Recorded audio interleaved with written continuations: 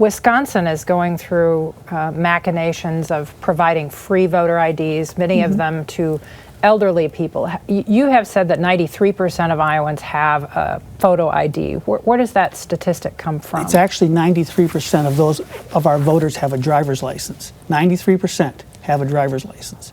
And so it's that 7% that we still need to reach.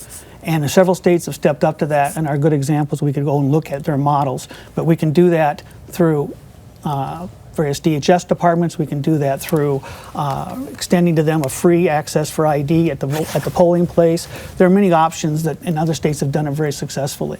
So what about the concerns of elderly people who don't have a photo ID? How do you respond to that? Well, I think first we come to them and help them if we need to.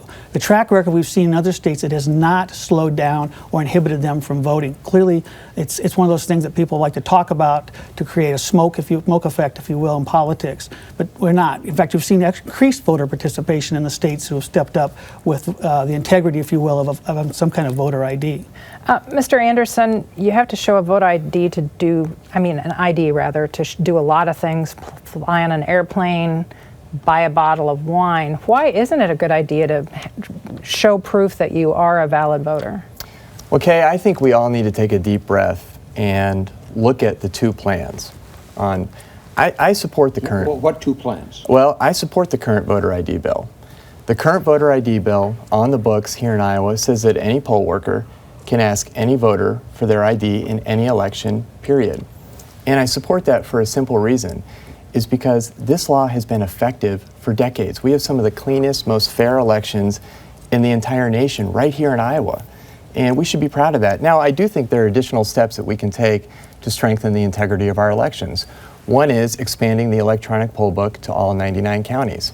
The electronic poll book allows voters to check in electronically, and then the poll worker lets the voter know whether or not they're at their correct polling location, whether or not they're eligible to vote, and whether or not they're on the felon voting registry, for example. And what this would do, the reason this is so terrific, is because what this would do is it would prevent election misconduct, whether intentional or not, before it happens, rather than having to spend all this taxpayer dollars in years of investigations after the fact. And so, because under Matt Schultz's so-called voter fraud investigation, most of the people identified in this investigation were felons who thought they had their voting rights restored, or thought they had their voting rights restored. So my view is we need to prevent these folks from voting in the first place rather than having the expensive investigations after the fact.